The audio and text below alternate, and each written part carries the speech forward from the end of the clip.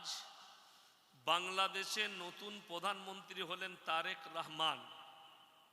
আলহামদুলিল্লাহ, আল্লাহ তাকে জিতিয়েছে এবং মানুষ তাকে ভোট দিয়ে জিতিয়েছে।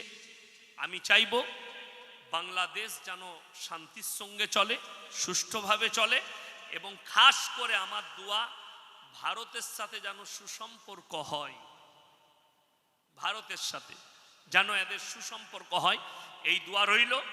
এবং সরকারকে অনুরোধ যে আপনি দেশকে শান্তির সঙ্গে চালান। আমাদের দোয়া আপনার জন্যে। আপনার মা যান চলে গেছেন, তারেক রহমান ভাইয়ের মা, উনি দুনিয়া ছেড়ে চলে গেছেন, খালেদা জিয়া।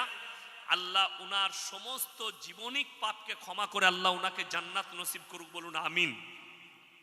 আর তারেক রহমান ভাইকে আমার আন্তরিক শুভেচ্ছা, ভালোবাসা, এবং যেন ভারতের সাথে সুসম্পর্ক হয় সেই দিকে খেয়াল অবশ্যই রাখবেন। এখন কি দেখাচ্ছেন নেতাদিকে, তোমরা ইতিহাস তুলে দেখে নাও। ইতিহাসের পাতায় যারা এখানে মাস্টার ডাক্তার বসে আছেন, এমএসসি বিএসসি বিকম, তাদেরকে বলবো সকালে গিয়ে ইতিহাসটা খুলে দেখবে, দিয়ে আমাকে ফোন করবে। ইতিহাসের পাতায় একজন রাজার নাম এসছে, তার নাম হচ্ছে আলেকজান্ডার। অর্ধেক দুনিয়া দখল করেছিল, সেই যুগের সব থেকে বড় যোদ্ধা ছিল আলেকজান্ডার। যে দেশে আক্রমণ করেছে সেই দেশকেই দখল করেছে। কিন্তু জানেন, কোনো মানুষ যদি ভদ্র হয়, নম্র হয়, আখলাক ভালো হয়, আমল ভালো হয়, চরিত্র ভালো হয়, তার দ্বারা সমাজে কাজ হয়, ঠিক কি না? এই আলেকজান্ডার ভারতেও আক্রমণ করেছিল। সেই সময় যিনি রাজা ছিলেন, একজন হিন্দুদের রাজা, তার নাম ছিল রাজা পুরু। ইতিহাসের পাতায় পড়ে নাও। তার ব্যবহার, তার আখলাক, চরিত্র, তার ব্যবহারে সে উৎফুল্ল হয়ে বললে ভারতে আর আক্রমণ করব না, আপনার ব্যবহার খুব ভালো। তিনি ভারত ছেড়ে গেছেন। সেই আলেকজান্ডার বিষ পান করে মারা গেছে। আল্লাহ তাদের অস্তিত্ব মিটিয়েছে। আপনার চোখের সামনে হাজারটা দৌড়ের বাড়ি লালবাগে, নবাব সিরাজউদ্দৌলার আল্লাহ তাদের অস্তিত্ব মিটিয়েছে, বাড়ি এখনো দাঁড়িয়ে আছে। ঠিক বললাম না ভুল বললাম? শাহজাহান বাদশাহ তার বিবির জন্যে তাজমহল তৈরি করেছিল। তার বিবি আছে না চলে গেছে? কথা বলে না? চলে গেছে। রাজা চলে গেছে। তাহলে মাথায় রাখবেন, যারা নিজেদিকে পাওয়ারফুল বলছে, শুধু তাই নয়, ইতিহাস বেশি দূর নিয়ে যাব না, 2023 থেকে 2025 আমাদের যারা জেনারেশন আছে, বর্তমানে পৃথিবীতে যারা বেঁচে আছে, তারা আমরা নিজের চোখে দেখলাম আল্লাহর মারে আওয়াজ উঠে। কথা বলে না? আল্লাহর মারে আওয়াজ হয় না, কিন্তু মানুষ শেষ হয়ে যায়, দুলিশাত হয়ে যায়। কোরআনে আছে, ওয়াতু ইজ্জু মান তাশা ওয়াতু দিল্লু মান তাশা বিয়াদিকাল খায়র। ইজ্জত আর জিল্লাতের মালিক হচ্ছেন আল্লাহ। ইতিহাস বলছে যতগুলো রাজা তার প্রজাদের সঙ্গে বেয়াদবি করেছে, অত্যাচার করেছে, সাধারণ নাগরিককে, মজলুমকে জ্বলিয়েছে, আল্লাহ তাদেরকে বেইজ্জতি করে মৃত্যু দিয়েছে পৃথিবীর বুকে। এক নম্বর, কোরআনের পাতায় নাম এসছে ফেরাউন। ফেরাউন বলেছিল মিশরের মাটিতে দাঁড়িয়ে, আনা রাব্বুকুমুল আলা, আমি তোমাদের রব, আর আমি হচ্ছি পৃথিবীর শ্রেষ্ঠ, আমার উপরে কেউ নেই। আল্লাহ ফেরাউনকে পানিতে ডুবিয়ে বেইজ্জতির সঙ্গে মৃত্যু দিয়েছে। বেইজ্জতি, বাঁচাতে পারেনি কেউ তাকে। নাম্বার 2, নমরুদ, বেইজ্জতির সঙ্গে মৃত্যু হয়েছে। এই 2023 থেকে 2025 পৃথিবীর 4টা শাসককে আল্লাহ তাআলা বেইজ্জতি করে দেশ ছাড়া করেছে। নাম্বার 1, শ্রীলঙ্কার প্রধানমন্ত্রী দেশ ছেড়ে পালিয়েছে। তার দেশের মন্ত্রীদের আন্ডারপ্যান্ট ছিঁড়ে দিয়েছে, বাড়ি এত মেরেছে জনতা। দেখেছেন না দেখেননি? যদি না দেখে থাকেন, যাদের কাছে বড় মোবাইল আছে, এক্ষুনি বসে বসে ইউটিউবে সার্চ করুন। শ্রীলঙ্কার অবস্থা কি হয়েছিল দেখে নাও। নাম্বার 2, আমি বর্ডার এলাকায় বসে আছি মনে হয়, তাই না? একবারই বর্ডারে আমাদের। নাম্বার 2, রাজহাঁসের মাংস, পাতি হাঁসের মাংস, আপনার ভেটকি মাছের পকোড়া, গোলদা চিংড়ি, পাবদা, টেবিলে খাবার রেডি, ম্যাডাম গোসল করছেন, বেরিয়ে খানা খাবেন ডাইনিং টেবিলে বসে। সেনা প্রধান ঢুকে গেল, আপনার হাতে 40 মিনিট সময় আছে, যা কাগজপত্র যা মাল নেবেন নেন, হেলিকপ্টার রেডি আছে, দেশ ছেড়ে পালাতে হবে, জনস্রোত আসছে আপনাকে হত্যা করে দিবে। রাঁধা ভাত আমার আল্লাহ খেতে দেয়নি, সেই মেহমানটা আবার আমাদের দেশেই বসে আছে। আমি আর নাম লুবো না, সমঝদারো কে লিয়ে ইশারা কাফি হ্যায়। কেন? আমার আওয়াজ হয়তো ওই দেশ পর্যন্ত পৌঁছেই যাচ্ছে, আর না পৌঁছালেও মোবাইলের মাধ্যমে পৌঁছে যাবে। আমার বন্ধুগণ, আমার ভাই, নাম্বার 3, বাশার আল আসাদ, সিরিয়ার প্রেসিডেন্ট, 27 বছর। যদি বলেন এই সিরিয়ায় কি আছে, সিরিয়ায় দামাস্কের একটা মসজিদ, কিয়ামতের যতগুলো আলামত আছে তার মধ্যে একটা আলামত এই সিরিয়ার সঙ্গে জুড়ে আছে। দামাস্কের একটা মসজিদে এই বাশার আল আসাদ 27 বছর নামাজ হতে দেয়নি, আজান হতে দেয়নি। এই বাশার আল আসাদের বাড়িতে 4.5 কোটি টাকার 4 হুইলার রাখা আছে। সে আর তার পরিবার কোথায় দেশ ছেড়ে পালিয়েছে আল্লাহ ছাড়া, সে ছাড়া কেউ জানে না। তার দেশের জনতা পেলে তাকে হত্যা করে দিত। তার সহযোগী যারা ছিল তারা লুকিয়ে গেছে, অনেকজনকে বিদ্রোহীরা হত্যা করে দিয়েছে। আমার বন্ধুগণ, এই দামাস্কের মসজিদটা কিয়ামতের আলামতের মধ্যে একটা আলামত। কেমন আলামত? ওই মসজিদে ইমাম মেহদি ইমামতি করবেন, আর আল্লাহ তাআলা কিয়ামতের পূর্বে দাজ্জালকে হত্যা করার জন্য হযরতে ঈসা মাসিহকে ওই মসজিদেই নামানো হবে। জোরে বলুন সুবহানাল্লাহ। কিয়ামতের আলামতের সঙ্গে জুড়ে আছে। এখন সেই মসজিদে আজান শুরু হয়েছে, নামাজ শুরু হয়েছে, খালি আর পরে অপেক্ষা ইমাম মেহদি কবে আসবেন, দাজ্জালের আবির্ভাব কবে ঘটবে। এখন আমাদের অনেক সমাজের লোক মনে মনে করছে দাজ্জাল তো এখনো এলো না। আপনারা হাদিস সম্পর্কে খুব অবগত নয়, আলেম উলামাদেরকে জিজ্ঞেস করুন। দাজ্জাল শুধু একটা ব্যক্তির নাম নয়, দাজ্জাল আসার আগে গোটা পৃথিবীতে তার সিস্টেম শুরু হয়ে যাবে দাজ্জালের। দাজ্জাল শুধু একটা ব্যক্তি নয়, পুরো একটা সিস্টেমের নাম হচ্ছে দাজ্জাল। সে আসার আগে তার পুরো সিস্টেম কাজ করতে শুরু করে দিবে দাজ্জালের হয়ে, তারপরে তো দাজ্জাল এসে আসল কাজটা করবে। আমার বন্ধুগণ, আমার ভাই, নাম্বার 4, চোখের সামনে এখনো 6 মাস হয়নি, নেপালের প্রধানমন্ত্রী দেশ ছেড়ে পালিয়েছে। হেলিকপ্টারে করে মন্ত্রীরা পালাচ্ছে। একজনকে দেখলাম আবার একটা মন্ত্রী নিজের বউকেও ধরে নিয়েছে, তুই পালিছ নালে তোকেও ফাটাবে। আল্লাহ বলে আমার মার কত সুন্দর আওয়াজ উঠেনি। একজন পানিতে ছুটছে একটা মন্ত্রী, আর পাছাতে তার বাড়ি মারছে, প্যান্ট ছিঁড়ে গেছে, আন্ডার প্যান্ট পড়ে আছে, পাল্টি খেয়ে খেয়ে পানিতে পড়ে যাচ্ছে। তোরা যে বলছিলি লালবাতি গাড়ি, তোরা যে বলছিলি বডিগার্ড, তোরা যে বলছিলি পুলিশ, মাথায় রাখবে যদি কেউ কোন এলাকার নেতা, গ্রাম্য নেতা, দেশের নেতা, কোন রাজা, কোন বাদশা, কেউ যদি নিজের প্রজার উপরে অত্যাচার করে, তার চোখের পানিটাই তোমার জন্য কাহার হয়ে যাবে, আর খুব তাড়াতাড়ি আল্লাহ তোমাকে বেজ্জতি করে মৃত্যু দিবে। এটা ইতিহাস বলছে পৃথিবীর, এখন অনেক দেখতে বাকি আছে। ওই জন্যে মনে মনে করবেন না যে এসআইআর এর কাগজ পাঠিয়ে দিয়েছে আর উনি মনে করছেন আমার বাপের দেশ। তোমার বাপের দেশ নয়। যেদিনে আল্লাহর মার পড়বে আওয়াজ উঠবে, আর তুমি পালাবারও রাস্তা খুঁজে পাবে না। আল্লাহ যেদিনে তোমাকে মার দিবে, তুমি রেডি থাকো। এই দলিত, আদিবাসী, হিন্দু, মুসলিম, গরিব, অসহায়, এদিকে লাইনে দাঁড় করিয়ে এদিকে যে কষ্ট দেওয়া হচ্ছে, এদের চোখের পানিটা যেদিন আল্লাহর বারগাহে কবুল হবে, তোমরা দেশ ছেড়ে পালাবার রাস্তা পর্যন্ত খুঁজে পাবে না। যেভাবে হয়রানি চলছে, বড় কষ্ট লাগে, দুঃখ লাগে। আমি চ্যালেঞ্জ ছুড়ে বললাম, আমাকে একদিনের জন্য ভোট কমিশনার করে দেন, এই মাল কটাকে সব পাকিস্তানি করে আমি পাঠিয়ে দিতে পারবো। আমার হাতে বলতো, আমি যা বলবো তাই তো। কথাটা বুঝতে পারেননি? আমি বলে দিলাম তুমি দেশের নাগরিক লয়, কেন? সব আমার। বড় কষ্ট আমাকে, আমারও নাম এসছে হিয়ারিং, আমিও গিয়েছিলাম। বলছে শওকত সাহেব নাকি আমার বাপ নয়। বলে কি হারাম করবে, আমাকে কাগজ দিয়েছে, 17 বছর জলসা করছি, আমাকে বলছে তুমি এসে প্রমাণ দাও তুমি শওকত সাহেবের ছেলে কিনা। ভাগ্যিস আমার বাপকে বলিনি, নাহলে তোদের বীজ মারতো সে।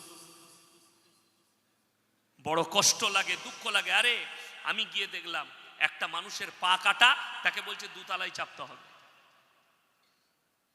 এইটা হচ্ছে কষ্ট, এই যে হাইরানি, ওই মানুষের ব্যথা, ওই মানুষের কষ্ট। আমি কোন জেলায় দেখলাম মোবাইলে, একজন হিন্দু মা, বয়স হয়ে গেছে 80 বছর, চলতে পারছে না, পায়ে অপারেশন আছে, তাকে পর্যন্ত ওখানে নিয়ে এসছে টেনে, যে তুমি প্রমাণ দাও।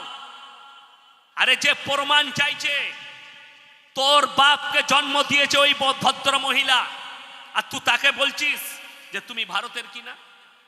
কত কষ্ট লাগে। আমি কোনো রাজনৈতিক বক্তা নয়, আপনারা, আমি রাজনীতির কথা বলিনি, আমি খালি আপনাকে বুঝাতে চাইছি, আপনি দেশের নেতা হন, গ্রামের হন, অঞ্চলের হন, আপনি লিডার হন, কিন্তু হযরতে উমরে ফারুক রাদিয়াল্লাহু তাআলা আনহুর মতো হন। আমি সেদিনে মুর্শিদাবাদে একটা জলসায় ছিলাম, মাদ্রাসা, শুয়ে আছি, আমার পাশে একটা ড্রাইভার শুয়ে আছে, একজন বক্তা, সে ফোনে কথা বলছে, আমি শুনতে পাচ্ছি।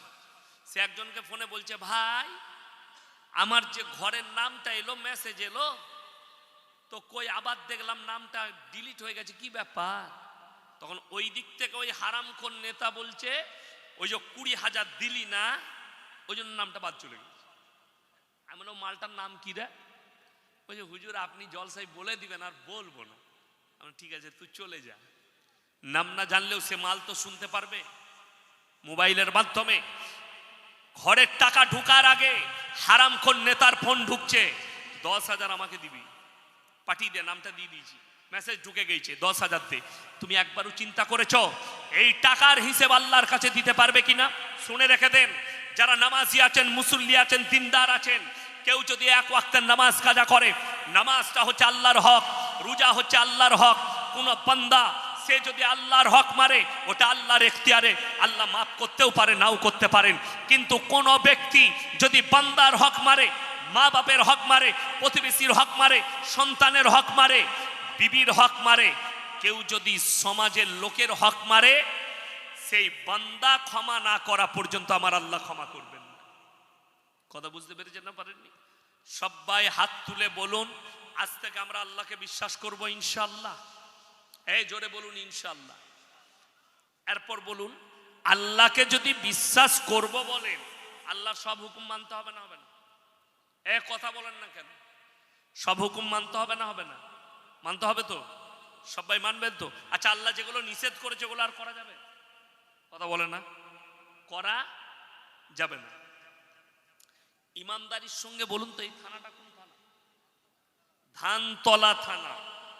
এই ধানতলা থানায় আপনারা যতগুলো মুসলমান ভাই বসেছেন, ইমানদারির সঙ্গে বুকে হাত রেখে বলুন তো, মুসলমান শরীয়তে, ইসলাম শরীয়তে আমাদের জন্য সুদ খাওয়া হারাম না হালাল? কথা বলে না, হারাম। তাহলে আপনাদের এলাকায় একটাও সুদখোর নাই মুসলমানদের? কথা বলে না, আছে? হ্যাঁ, শুনেন, সুদটা যে হারাম, এটা আমরা মৌলবীরা বলেছি না, আমার আল্লাহ বলেছেন? আল্লাহ বলেছে, মৌলবীদের কথা না। জাস্ট আমরা নকল করছি, আমরা আপনাদের কাছে পাঠিয়ে দিচ্ছি, আল্লাহ দায়ী করেছেন ওই জন্য পৌঁছে দিচ্ছি। আপনার কাছে পৌঁছানোর দায়িত্ব আমাদের। কোরআনে আছে, ওয়াহাল্লাল্লাহুল বাইয়া ওয়া হাররামার রিবা, সুদকে হারাম করেছি, ব্যবসাকে হালাল করেছি। ব্যবসা করুন হালাল, সুদ খাচ্ছেন হারাম। কেমন হারাম? কোন ব্যক্তি হারাম জানার পরে সে যদি সুদ খায়, সে যেন 1 নম্বরই আল্লাহর সঙ্গে যুদ্ধ ঘোষণা করে দিল। আচ্ছা, যে লোকটা যুদ্ধ ঘোষণা করলো আল্লাহর সঙ্গে, এ আর মুমিন থাকতে পারে? কথা বলে না, না। নাম্বার 2, রাসূল আকরাম সাল্লাল্লাহু আলাইহি সাল্লামের হাদিস, কোন ব্যক্তি হারাম জানার পরে সে যদি সুদ খায়, সে নিজের আপন জন্মদাতা মায়ের সঙ্গে জিনা করার পাপ করলো। বলুন নাউজুবিল্লাহ। এরপর আমার কিন্তু চাকরি যাবার ভয় নাই। ভয় আছে? আমার চাকরি যাবার ভয় আছে আজকে? না, আমি টাকা বুঝে নিয়ে এসছি। আমাকে বলবেন, হুজুর এত কড়া বক্তব্য দিবেন না, গাড়ি রেডি আছে, নামবো, পালিয়ে যাবো, পয়সা ফেক, তামাশা দে। কালকে যেখানে যাবো আবার এই কথাই বলবো, নিতে পারলে নিবি, না হলে নিই না। কে দাউদ দিতে বলেছে? হ্যাঁ, যদি আমি এই সুদ হারাম এইটা যদি আমি মিথ্যা বলে থাকি, তোমার কোনো বাপের বেটা মৌলবি যদি হালাল বলতে পারে তাকে স্টেজে নিয়ে এসো। আমি ইয়াসিন যদি তার শ্বাস নালীলা উকুড়তে পারি, আমার নামই নয় ইয়াসিন। যদি কোনো বাপের বেটা মৌলবি হালাল বলে এখানে ডেকে নিয়ে আসুন। টাইম আছে এখন আমার হাতে, এখন অনেক টাইম, 1 ঘন্টা 15 মিনিট আছে। আমি সেই মৌলবির শ্বাস নালীটা উকুড়ে দেবো স্টেজে, যদি হালাল বলতে পারে সুদকে। কেন? পৃথিবীর কোন মৌলবি, কোন মোল্লা, কোন পীর ফকিরের ক্ষমতা নেই হারামটাকে হালাল বলে দিই, যেটা আমার আল্লাহ হারাম বলেছেন। কথা বুঝতে পারেননি? কে বলেছেন? আল্লাহ। নাম্বার 2, বেঈমান কাফের ইহুদি নাসারারা তাদের মেহনতে কামিয়াবি লাভ করলো, আমরা নাকাম। এত জালসা হচ্ছে, রাগ করবেন না। আমাদের সমাজে 100টা যদি জলসা হয়, 95টা জলসার জলসা কমিটি নামাজই পড়ে না, বেনামাজি। এরপর অনেকজন রাগ করবে, ও দাওয়াত আমাকে দিস না, অসুবিধা নেই, কিন্তু আমি হক বললাম। তুমি যদি মনে করো জলসা দিয়েছি, হুজুররা আসবেন আর দোয়া করবেন আর তাতে আমি জান্নাত পেয়ে যাবো, তোর হুজুর মার খাবে আর তুইও খাবি, রেডি থাক। তুই তো খাবি আর তোর হুজুরও খাবে, যে তোকে জান্নাতে নিয়ে যাবে। আমার বন্ধুগণ, আমার ভাই, মাথায় রাখবেন একটা কথা, হারামটাকে হারাম বলতে শিখুন, হালালটাকে হালাল বলতে শিখুন। আপনার ইমাম যদি বায়ান করে, সকালে আপনি তাড়িয়ে দিবেন ইমামকে, কিন্তু ইয়াসিনকে তাড়াতে পারবেন না, ভয় নেই, আমার কিছুই করতে পারবেন না। আমাকে বলবেন হুজুর বায়ান বন্ধ করে দেন, আমি নেমে পালিয়ে যাব, কোনো অসুবিধা নাই। কিন্তু হারামটাকে হারাম মানতে হবে, হালালটাকে হালাল মানতে হবে। মদ খাওয়া হারাম না হালাল? হারাম। আপনাকে আমি ধানতলা থানায় প্রমাণ দেব, মুসলমান মদ পান করছে, মদ বিক্রিও মুসলমান করছে। ঠিক বললাম না ভুল বললাম? প্রমাণ নেবেন, প্রমাণ দিয়ে দেবো। লটারির টিকিট হারাম না হালাল? কথা বলে না, হারাম। আপনি চলুন, আপনার বাজারে দেখিয়ে দিচ্ছি মুসলিম ছেলে লটারি বিক্রি করছে। ঠিক বললাম না ভুল বললাম? আবার এই লোক জুম্মার দিনে ফাঁস কাতারে উজু করে চলে আসবে নামাজ পড়তে, গোসল করে আতর লাগিয়ে। কে? লটারিওয়ালা। যেমন এত জলসা, এত মাদ্রাসা, এত মেহনত, তারপরেও আপনার মনে হচ্ছে দারুণ কামিয়াব হয়েছে। ইয়াসিন সাহেব এত হক কথা বলছে, কামিয়াবি হয়েছে, কিচ্ছু কামিয়াবি হয়নি। আমাদের জলসা করা হচ্ছে, পকেটে টাকা পুরা হচ্ছে, হুজুররা টাকা নিচ্ছে, ঘর চলে যাচ্ছে। আপনারা জলসা করছেন, বিরিয়ানি খাওয়া হচ্ছে, মাংস ভাত খাওয়া হচ্ছে, আর লোককে দেখানো হচ্ছে আমরা একটা জলসা দিলাম, বাকি ফায়দা কি? যদি বলেন ফায়দা কেন হয়নি, তার প্রমাণ শুনেলেন। আমি আপনাকে দেখিয়ে দেবো, গোটা পশ্চিম বাংলায় ভাই আমার ফাঁস কাতারে নামাজ পড়ে, 5 ওয়াক্তের নামাজি, আর ভাবি আমার গ্রুপ লোনের হেড। ঠিক বললাম না ভুল বললাম? আচ্ছা, কোন মৌলবি এখানে স্টেজে যিনারা বসে আছেন, একজন বলে দেখতো গ্রুপ লোন আর বন্ধন লোন জায়েজ আছে শরীয়তে? আমি আর বক্তব্য দেবো না, অনেকজনের গায়ে লাগবে।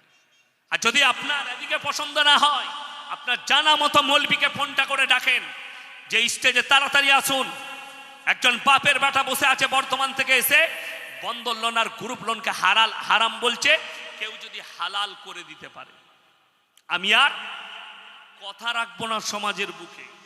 এটা আমি চ্যালেঞ্জ দিলাম আপনাকে। আমার বন্ধুগণ, হারামটাকে আপনি কি করে হালাল বলতে পারেন? দাইয়ুস কোনোদিন জান্নাতে প্রবেশ করবে না। এক তো সুদের কারবার করছে আপনার বউ, আপনার বিটি, আপনার মা, এরা সুদের কারবার করছে, 1 নম্বরই হারাম কাজ। 2 নম্বর, এদের কারণে আপনার তার স্বামী জাহান্নামে যাবে। হাদিসে আছে দাইয়ুস কোনোদিন জান্নাতে প্রবেশ করবে না। দাইয়ুস হচ্ছে ওই ব্যক্তি যে তার বউকে, তার বিটিকে, তার মাকে, তার বোনকে বেপর্দা করে রাস্তায় ঘোরায়। চল রাস্তায় বেরিয়ে যা, যা সুদের ওপরে পয়সা নিয়ে আয়, যা এটা কর। এই ব্যক্তি, তার মধ্যে দিন নেই, এই ব্যক্তি হচ্ছে দাইয়ুস। আর দাইয়ুস কোনোদিন জান্নাতে যাবে না। তুমি নামাজ তো পড়ছো, তোমার বিবি গ্রুপ লোন করছে রাস্তায় বেরিয়ে, অবাক লাগে, দুঃখ লাগে। আপনি ভেবে দেখুন তো, লটারির টিকিট হালাল হলে আমরা 5,000 টাকা বেতনে তোমার মসজিদে কাজ করতে যাব কেন? প্রত্যেক দিন একটা করে লটারি টিকিট কাটবো। একদিন যদি 1 কোটি পড়ে যায়, তুই ইমামতি বুঝে লিগে আমি ঘর পালাচ্ছি। হারাম বলি তো আমরা কাটতে পারিনি, হারাম বলি তো আমরা সুদ খেতে পাচ্ছি না। নাহলে সুদ খাওয়াটা কি মামুলি ব্যাপার? আমাকে 5,000 টাকা দিলে 2,000 টাকা সুদের ওপরে দিলাম, পরের মাসে আমার 4,000 হয়ে গেল, তার পরের মাসে আমার 8,000 হলো, তারপর আমার তো বেড়ে যাবে। হারাম বলি আমরা সুদ খেতে পাচ্ছি না। মৌলবীরা হারাম বলেই আমরা লটারির টিকিট কাটি না। স্পর্শ করা হারাম বলি আমরা মদ পান করি না, মদের কারবার করি না। তা না হলে তুমি ভাবছো নিজেকে চালাক, এই মৌলবীরা বোকা, এরা ব্যবসা জানে না, এরা কিছুই জানে না। আপনি বুদ্ধিমান, আমি ব্যবসায়ী হয়েছি। ওরে হারামখোর, তুই সুদের ব্যবসা করছিস, ওরে হারামখোর তুই লটারি ব্যবসা করছিস, দিয়ে 2 পয়সা করে বলছিস আমি স্ট্যান্ডার্ড লোক। তুই হচ্ছিস জীব জন্তু জানোয়ারের থেকেও খারাপ। আর ওই মৌলবীর পায়ের জুতোর সমতুল্য হতে পারবে না তুমি যদি কোটি টাকার মালিক হও। কোটি টাকা ইনকাম করবে সুদ খেয়ে, তারপরেও আমাদের মতো মৌলবীর জুতোর ধুলোর যোগ্য হবে না তুমি। কেন? তোমার সম্পূর্ণটাই হারাম। তুমি মায়ের সঙ্গে জিনা করার পাপ করে পয়সা ইনকাম করছো, আর আমি পরিশ্রম করে টাকা ইনকাম করছি। আমার বন্ধুগণ, ওই জন্যে 5 ওয়াক্তের নামাজ পড়া ফরজ না ফরজ নয়? কথা বলেন, ফরজ। আমি আপনাকে দেখিয়ে দেব, আমাদের সমাজে 100টার মধ্যে 90টা লোক বেনামাজি। ঠিক বললাম না ভুল বললাম? কথা বলেন, 90টা লোক বেনামাজি। কি করবেন? মসজিদ মাটবেল দিয়ে সুন্দর করে পুছে রেখেছেন, লোক নামাজ পড়ে না।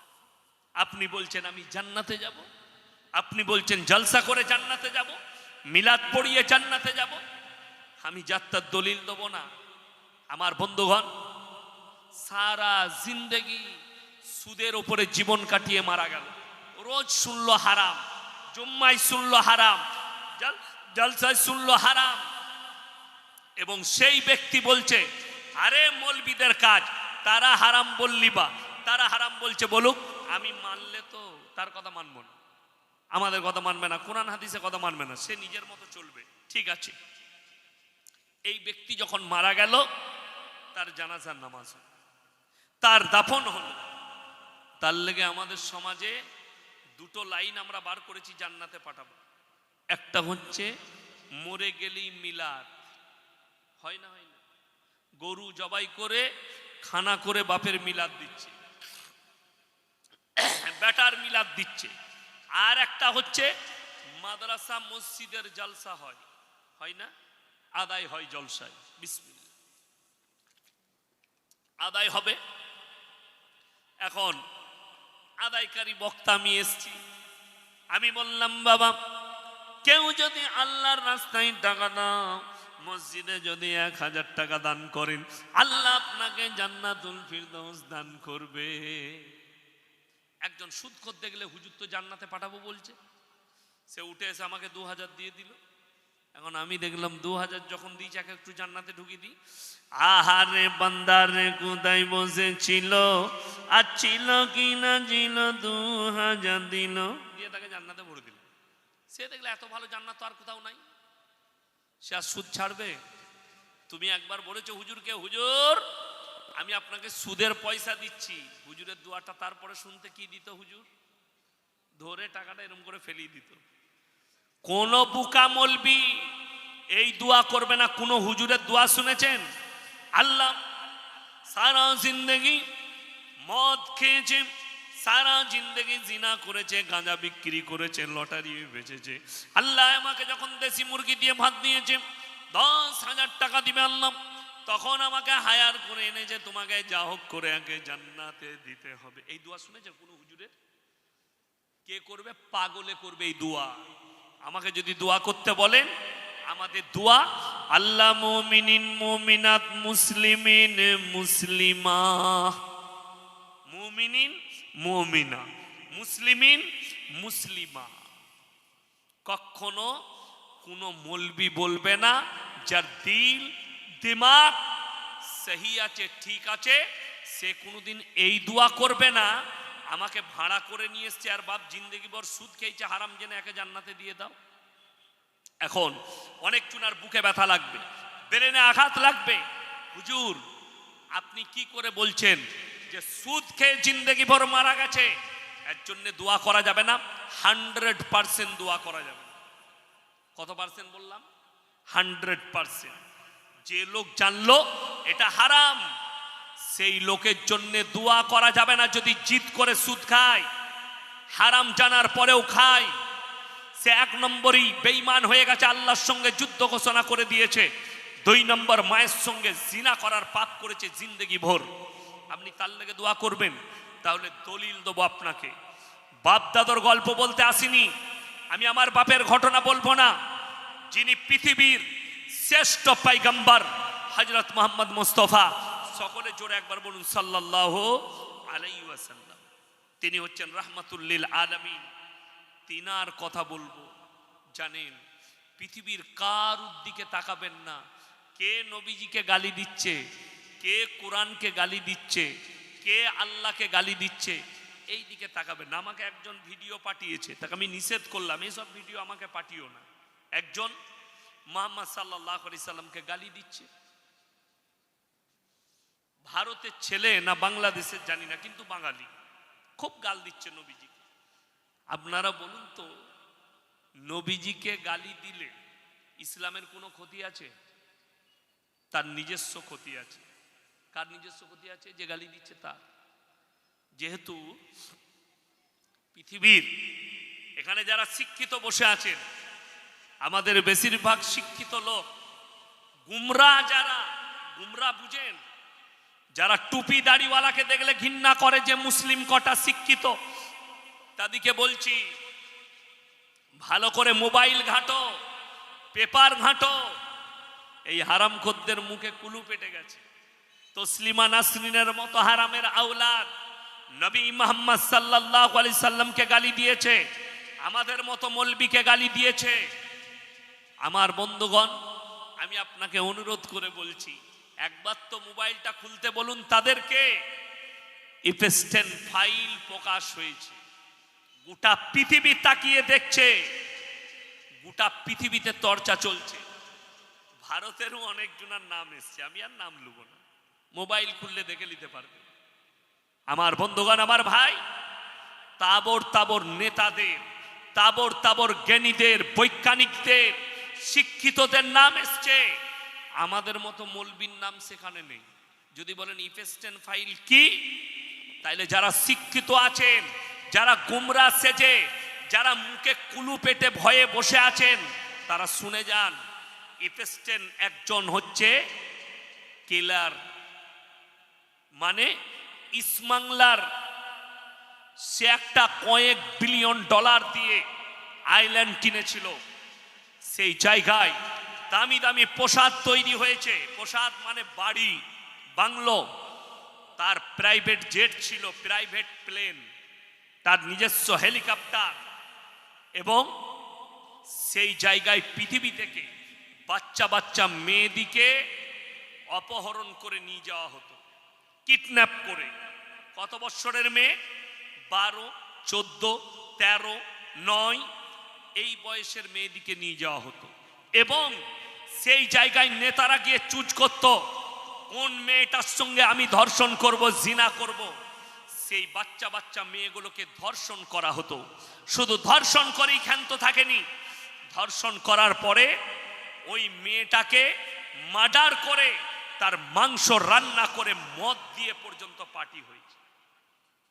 আমি একটা প্রতিবেদনে পড়ছিলাম মোবাইলে, সত্য মিথ্যা মিডিয়া জানে, আমি জানি না, পড়ে দেখলাম যে আবার এই অন্যায় হতো যে তারা প্রেগনেন্ট হয়ে যেত, যে মেয়েগুলো তাদের বাচ্চাগুলো বার করে নাকি স্যুপ বানিয়ে খেত। সত্য মিথ্যা আমি জানি না, আমি পড়ে দেখলাম, খালি লোকে লিখে দিচ্ছে, পড়ছি, ফেসবুকে, ইউটিউবে, টুইটারে পড়ছি।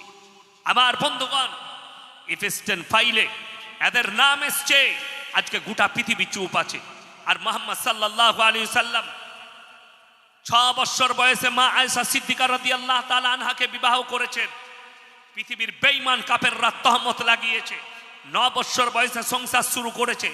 যতগুলো মুমিন ভাই স্কুল কলেজ ইউনিভার্সিটির ছেলে মেয়ে বসে আছো, যারা তোমাকে স্কুল কলেজে যে বেঈমান যে নেমক হারাম বলবে, তোমাদের মুহাম্মদ সাল্লাল্লাহু আলাইহি সাল্লাম 9 বছর বয়সে মা আয়েশাকে সংসার শুরু করেছে, 6 বছর বয়সে বিবাহ করেছে। তাকে চোখে আঙ্গুল দিয়ে বলবে যে তুমি ভালো করে ইতিহাসটা খুলে পড়ো।